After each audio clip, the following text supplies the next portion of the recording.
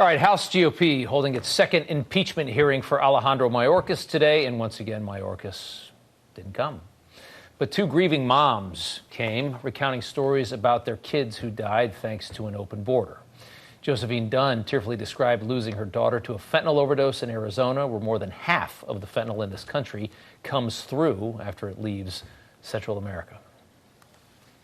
In my humble opinion, Mr. Mayorkas's border policies is partially responsible for my daughter's death.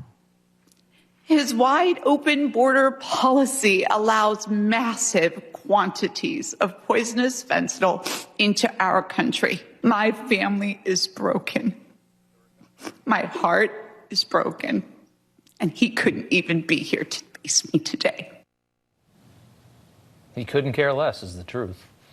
Tammy Nobles testified her 20-year-old daughter, Kayla Hamilton, this young woman right here, was raped and strangled to death last year by a MS-13 gang member in Maryland. Authorities were able to link the DNA of a 17-year-old illegal alien from El Salvador to evidence from the crime scene. She says her daughter would still be alive today if Biden hadn't decimated the border as part of his political agenda. Think about how Kayla felt that day. How scared she must have been that day knowing that she was dying. If she was going to see her mommy again, her baby sister, her brother, or her cat Oreo. Kayla fought for her life that day with all that she had. And in the end, she lost to an individual that wasn't even supposed to be allowed in the country.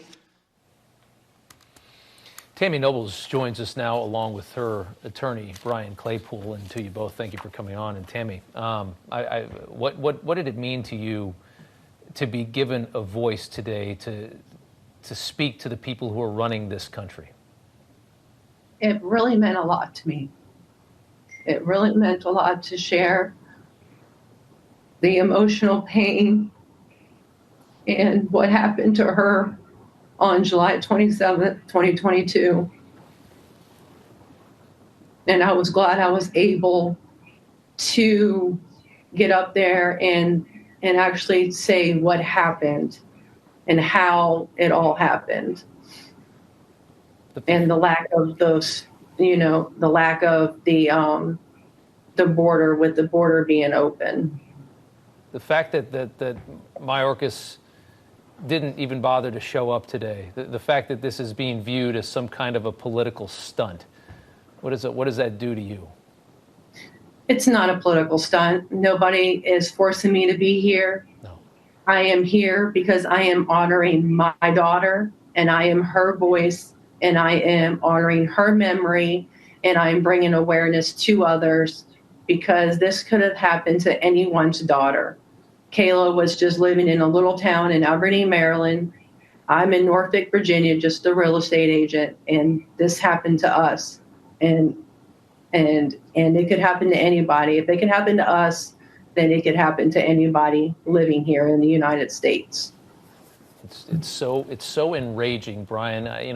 The killer is a 17-year-old. He's an MS-13 gang member. These are the people. They don't care if they come in because they have a broader political agenda, and these little stories don't matter to them at all. Yeah, Rob, you're exactly right. This is deplorable. This was avoidable.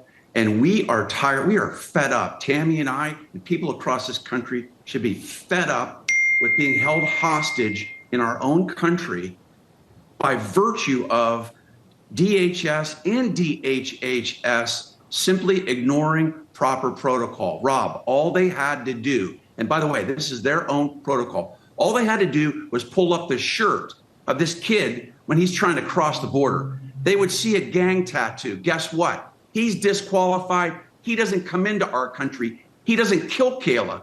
Guess what they could have done also? And they should have done. Pick up the phone, call El Salvador. Guess what? This kid's name was on that list. He was arrested in 2020 for being involved with an illicit gang. Two simple things that should have been done that weren't done. And we've got a dead daughter of Tammy Noble. And that's why we're suing them for $100 million.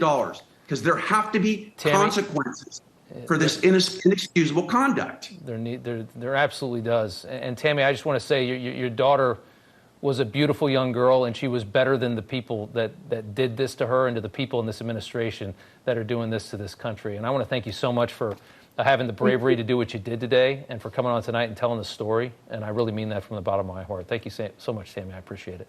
And Brian, to you as well. Thanks, Thank you. We'll be right back.